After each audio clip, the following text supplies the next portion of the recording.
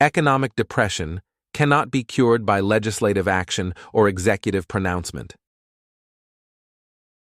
Economic wounds must be healed by the action of the cells of the economic body, the producers and consumers themselves.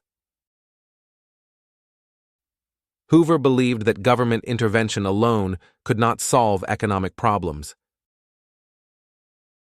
He argued that recovery from economic crises must come from the natural actions of the market, involving both producers and consumers.